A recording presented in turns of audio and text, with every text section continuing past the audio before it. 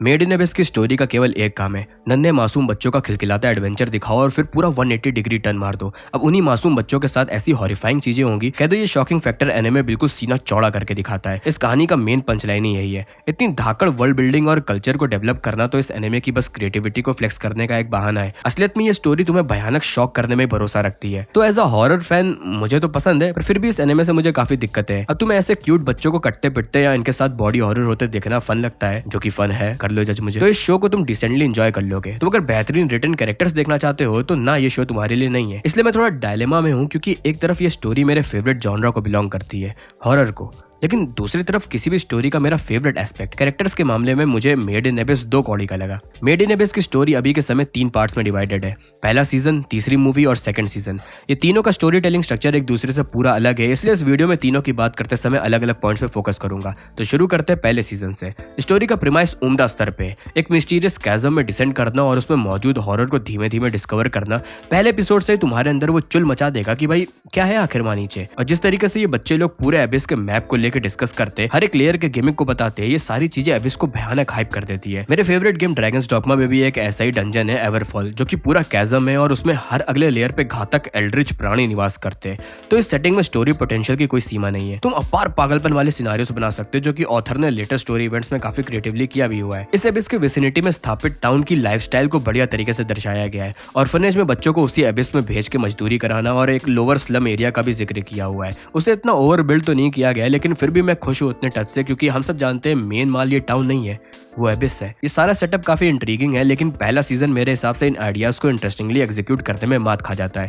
सबसे पहले तो एबिस का पूरा मैप दिखा के एक एक लेयर का जिक्र करके 2 बड़ी गलती की। पहली, हमें पता है कि कितने लेयर्स है, तो हमारा पूरा ध्यान अब इस चीज में रहेगा कि एबिस को एक्सप्लोर करते समय इन लेयर्स की डेप्थ या कुछ और नए मिस्टीरियस एलिमेंट्स हमारे सामने आएंगे, लेकिन ये चीज नहीं होती है। ये 5 लेयर्स ऑलरेडी मैनकाइंड को नोन है, तो वो मिस्टीरियस वाला एलिमेंट बिल्कुल खत्म हो चुका है। एक्सप्लोरेशन का जॉनरा नहीं बचा है ये एक तरीके से सर्वाइवल एडवेंचर की तरफ जा रहा है। लेकिन शुरू के लेयर्स इतने घातक भी नहीं है, तो वो सर्वाइवल एलिमेंट्स भी बोरिंग से हो जाते हैं। इसलिए कह दो पहले सीजन में इन शुरुआत के लेयर्स को डिसेंड करते में मेरे दिमाग में सिर्फ एक ही बात चल रही थी कि आखिर धाकड़ चीज होना कब शुरू होगी। और ऑथर भी समझदार है, उसने इन लेयर्स को ऐसे स्पीड में हटाया है जो कि मैं खुश था कि बोरिंग एलिमेंट्स जल्दी हट रहे। लेकिन भाई अगर इतनी स्पीड में इन लोग हर एक लेयर को डिसेंड कर रहे हैं, इसका मतलब ये सारे लेयर्स इतने इंटरेस्टिंग है ही नहीं। और सही बताऊं, लेयर 1 से लेकर 5 तक मुझे ये वर्ल्ड भीषण बोरिंग लगा। ऑन पेपर काफी इंटरेस्टिंग आइडियाज थे, लेकिन उन लेयर्स की वर्ल्ड बिल्डिंग और स्टोरी में मुझे नहीं लगता कि इतनी अच्छी तरीके से इंटीग्रेट किया गया है। पहले सीजन को भी हम 2 मेजर इवेंट्स में डिवाइड कर सकते हैं। पहला ओजन की एंट्री, दूसरा तो ऑब्वियसली सारे मेड इन एबिस के फैंस जानते ही होंगे, पहले सीजन का आइकॉनिक सिनेरियो।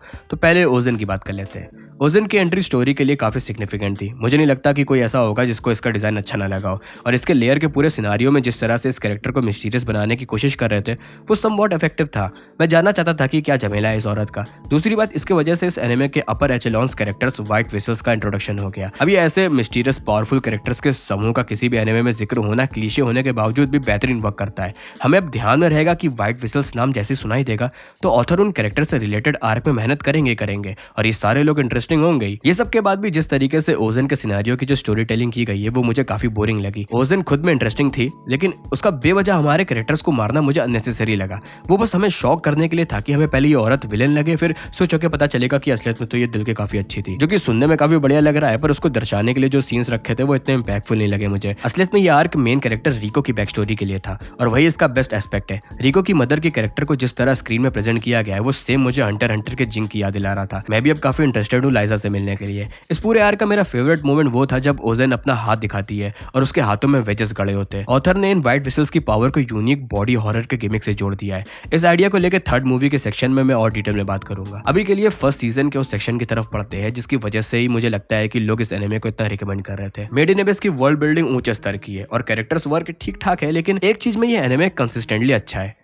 कि कैसे ये शुरुआत से हल्के सटल हॉरर एलिमेंट्स को रख रहा था। मुझे 80% पहला सीजन ऐसा लगा कि ओके इस वर्ल्ड में पोटेंशियल है, लेकिन अभी तक जो ये 10 एपिसोड्स में चीजें हुई है, मुझे नहीं लगता कि मैंने उतना एंजॉय किया। फिर भी मैंने इसे ड्रॉप नहीं किया। पहला रीजन तो ऑब्वियसली सब्सक्राइबर्स ने रिकमेंड किया है, वीडियो बनाने का प्रॉमिस किया था उनसे। दूसरा कि भाई ये शुरुआत से एबिस की एक प्रॉपर्टी को सेटअप किए जा रहे थे कि एबिस में डिसेंड करने में तो कुछ नहीं होता है, लेकिन असेंड करने पे कर्स का इफेक्ट अपेरेंट होने लगेगा, और हर एक लेयर में कर्स ह्यूमन बीइंग्स पे डिफरेंट इफेक्ट लाता है। जितना ज्यादा डेप्थ में जाओगे उतना ज्यादा डेडली, और यही पूरे सीजन में सेटअप किए गए डिवाइस का पंच लाइन एपिसोड 10 में जाके मिलता है, जब हमारे मेन कैरेक्टर्स को अपनी जान बचाने के लिए चौथे लेयर में असेंड करना पड़ जाता है। वो पहली बार कर्स के इफेक्ट से मेन कैरेक्टर्स को सफर होते देखना काफी ज्यादा इफेक्टिव हॉरर था वो, और ऑथर को भी अंदाजा था कि उनके हाथों में अब ब्रह्मास्त्र आ चुका है। तो 2 एपिसोड बाद ही उन्होंने इस गिमिक के अराउंड एक बैक स्टोरी दिखा दी, जो कि कह दो इस पूरे सीजन का या कह दो पूरे मेड इन एबिस का पीक मोमेंट है। ऑथर ने 10th एपिसोड में तुम्हें दिखाया कि 4th लेयर में असेंड होने पे कर्स का इफेक्ट कितना घातक हो सकता है। तुम इतने से ही शॉक में आ चुके होगे। फिर ऑथर ने धीमे से बोला कि अरे ये तो केवल सेटअप था, और जस्ट 2 एपिसोड बाद उसने 5th लेयर को स्किप करके सीधा 6th लेयर के कर्स का खौफनाक इफेक्ट तुम्हारे मुंह पे फेंक के मारा। ये अकेला मोमेंट सिर्फ अपने बलबूते पे मेड इन एबिस को बेच सकता है। मेड इन एबिस की टोटल 3 मूवीज है, जिनमें से पहली 2 मूवीज पहले सीजन का रीकैप है,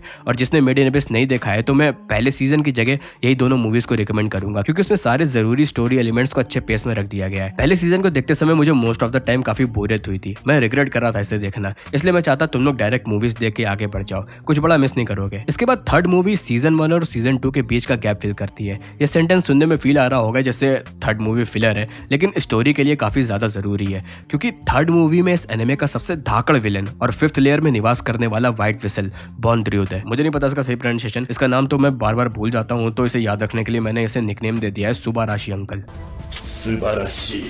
सुबाराशी अंकल की हरामखोरी की करतूतें तुम पहले सीजन के उसी आइकॉनिक बैक स्टोरी में देख चुके होते हो, तो 5th लेयर की स्टोरी लाइन का कॉन्फ्लिक्ट नेचुरली सामने आ जाता है। पूरे मूवी में सुबाराशी अंकल की लूमिंग प्रेजेंस ओजन से ज्यादा इफेक्टिवली करी गई है। फिल्म के फाइट सीक्वेंस का एनिमेशन जॉ ड्रॉपिंग है, और जैसा कि मैंने बताया मेड इन एबिस जिस तरह से अपने शोनेन एलिमेंट्स में सटल तरीके से बॉडी हॉरर को जोड़ता है, वो सूटकेस के अंदर बच्चों की पचौनी, भाई साहब इस राइटर का दिमाग इतना क्रिएटिवली डिस्टर्बिंग है, और न जाने कि उस राइटर को मुझे लगता है बच्चों को ऐसे हॉरिफाइंग सिचुएशंस में डालने में बड़ी मजा आती है। ऑब्वियसली बच्चे होने से शॉकिंग फैक्टर बढ़ ही जाता है, ये बात तो सच्चे से मालूम ही है। यहाँ से मुझे स्टोरी टेलिंग के पीओवी से अब ऐसा लगने लगा था कि ये यही बच्चों के साथ हरामखोरी करके शॉक करने वाले डिवाइस को ओवर यूज किया जा रहा है। पहले सीजन में ही 2 बार ऑलरेडी कर दिया गया था, इस मूवी में तो और ज्यादा फेस पे। लेकिन हॉरर की पीओवी से मेरा दिमाग कह रहा था कि हाँ, जितना डरावना ले जा सकते हो उतना ले जाओ। असली एंगेजमेंट तो उसी से ही हो रहा था मेरा। इस एनिमे की सबसे खौफनाक चीज सीढ़ियां हैं। न जाने क्यों हरामखोरों ने एबिस में सीढ़ियां बनाई हुई है कर्स के इफेक्ट को जानने के बाद भी। पर क्या मैं कंप्लेन कर रहा हूँ? बिल्कुल नहीं, क्योंकि मुझे भी जानना है कि 5th लेयर के कर्स का इफेक्ट क्या होगा। तो प्लीज और कैरेक्टर्स को सीढ़ियां चढ़ाओ। अब इस मूवी के मेरे फेवरेट एस्पेक्ट की बात करने का समय हो चुका है। सुबाराशी अंकल की हॉरर एबिलिटी का गिमिक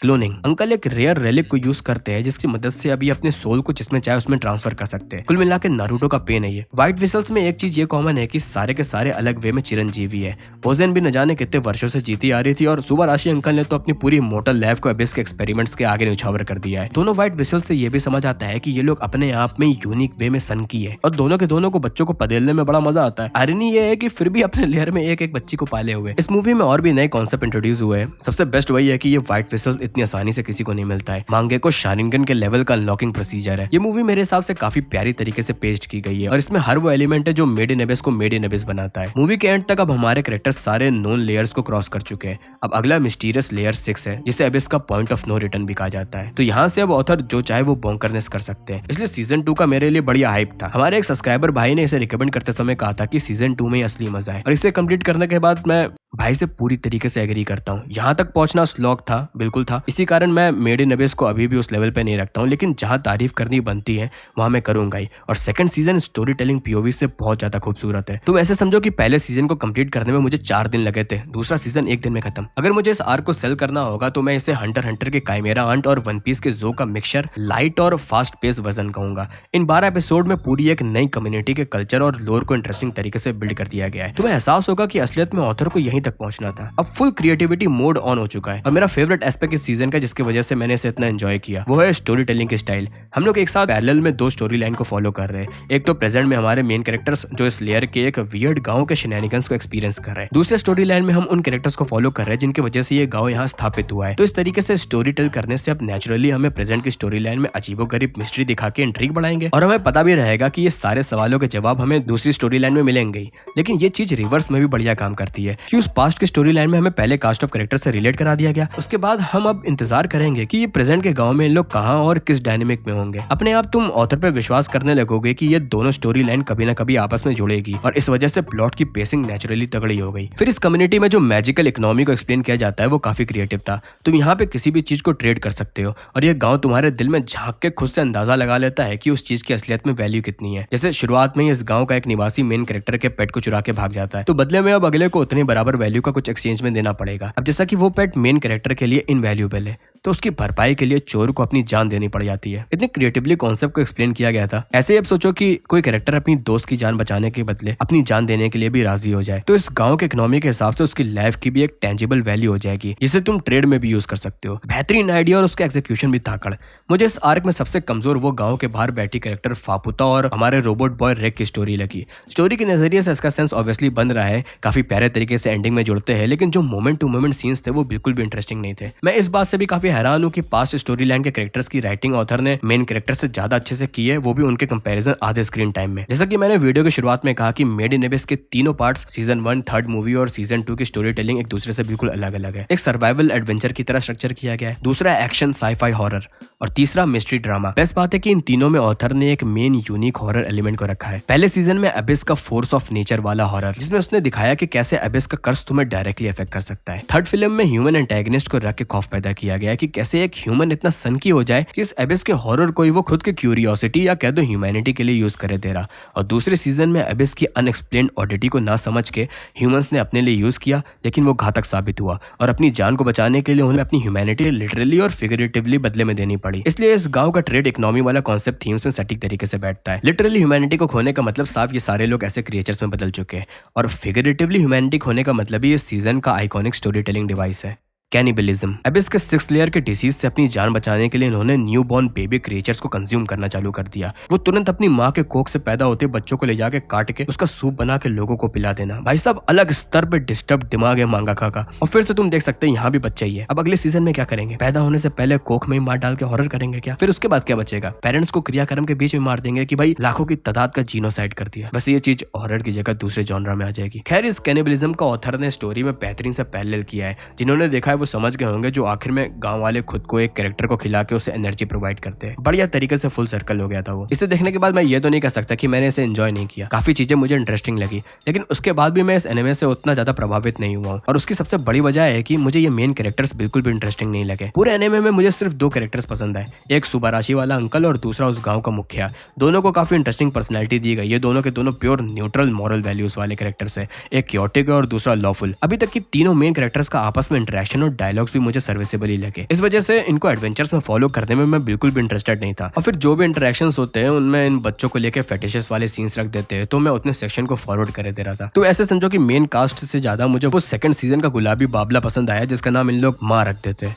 और फिर वो सीजीआई मैकेनिकल घोड़े के डायलॉग इस एनिमे के मेरे फेवरेट है। इसलिए कह दो मुझे थर्ड सीजन का इतना ज्यादा इंतजार नहीं है कि उसे आते ही देख दूंगा। पूरा का पूरा एबिस के अगले लेयर के प्रीमाइस के लिए ही सिर्फ देखूंगा मैं उसे, अगर देखूंगा तो भाई दैट्स इट। इस वीडियो को आने में इतना टाइम इसलिए लग गया क्योंकि पहली बात मैं दूसरे चैनल के लिए भी वीडियो बना रहा था, जो कि अपलोड कर चुका हूँ। इंटरेस्टेड हो तो जाके देख सकते हो। मेन वजह जो मुझे इतना ज्यादा समय लग गया वो ये था कि मैंने पिछले अपलोड के बाद एक हफ्ता फुल्ली अपने नॉवल के फर्स्ट ड्राफ्ट को खत्म करने में डेडिकेट कर दिया था। फ्री टाइम में इसी चैनल के लिए सिर्फ वीडियो बनाते बनाते मेरी नॉवल बहुत स्लोली प्रोग्रेस कर रही थी। तो सिर्फ कंज्यूम और क्रिटिक करने के अलावा मेरे पिछवाड़े को क्रिएटिव वर्क में इंडल्ज होने के सुलेमानी कीड़े नोच रहे थे। तो सुलेमानी कीड़े विजय हो गए और मैंने 1 लाख वर्ड काउंट की अपनी दूसरी नॉवल का फर्स्ट ड्राफ्ट कंप्लीट कर दिया है। अभी मुझे रिविजन्स भी करने हैं, उसके बाद पब्लिशिंग का सोचूंगा। यहाँ मैं हल्का सा तुम लोगों को प्रीमाइस बता देता हूँ। अर्बन फैंटेसी हॉरर जॉनरा है और मैंने 3 मेन पीओवी कैरेक्टर्स रखे। एक कैरेक्टर तांत्रिक है जो काफी ऑड तरीके से झाड़ फूंक करता है, कह दो भूत पिशाचों को बेवकूफ बनाता है। वो वियर्ड बात बस इतनी है कि इसे भूत दिखते ही नहीं है। तो सिंपल टर्म्स में इस कैरेक्टर का इन्फ्लुएंस बताना है तो सबसे पहले तुमने द मीडियम मूवी देखी है, तो उसमें जैसे स्पिरिट्स को बेवकूफ बनाता है वो तांत्रिक, वो आइडिया उठा के मॉब साइको के रेगन से जोड़ दो, जहाँ रेगन के पास सच में एबिलिटीज है लेकिन उसके नजरिए से ये सब भूत वूत कुछ नहीं होते। दूसरा कैरेक्टर बेसिक चिरंजीवी है जिसकी बीवी की डेथ हो चुकी है और उसके गम में डिप्रेस्ड होकर ये खुद सुसाइड करना चाहता है, लेकिन भाई अपना इमॉर्टल है। वो भी ऐसा इमॉर्टल है कि ये सिलेंडर खोल के माचिस जलाता है तो माचिस काम करना बंद कर जाती है। ये सब्जियां काटता है और गलती से इसका हाथ अगर चाकू के आगे आ गया तो चाकू अपने आप ही रुक जाती है। तीसरे कैरेक्टर मोस्टली हॉरर फिल्म्स या गेम्स की फीमेल कैरेक्टर में मैंने और ज्यादा गिमिक्स जोड़ दी है। इस लड़की के अंदर एक दैत्य और एक देवी रहती है जिनसे ये जब चाहे तब बात कर सकती है। मेन आइडिया यही था कि इसके चैप्टर्स में ये तीनों आपस में बैंटर कर रहे हैं और लड़की को कुछ भी करके इन दोनों से दूर होना है। दैत्य के अंडरलिंक्स भी इस लड़की के इर्द गिर्द ही रहते हैं जो इस दैत्य के सिनिस्टर प्लान को अंजाम दिया करते हैं और देवी भी उसके अंदर से ही अपने अलग प्लान्स बना रही है। बाकी अगली वीडियो की खुशखबरी, मैं इस चैनल की मोस्ट अवेटेड डीमोनेटाइजेशन वर्दी वीडियो बनाने जा रहा हूँ। समझने वाले समझ गए होंगे। इतने सारे रिकमेंडेशंस मेरे रजिस्टर में लिखे हुए हैं तो अब समय आ चुका है उन्हें फटाफट खत्म करके जिंदगी में आगे बढ़ने का। अब इस वीडियो का कंक्लूजन हद से ज्यादा लंबा हो चुका है, चलने का वक्त हो चुका है। मेरे गेमिंग चैनल की वीडियो भी जाके देखो, शैडो ऑफ द कोलोसस बनाई है। अब बाय बाय।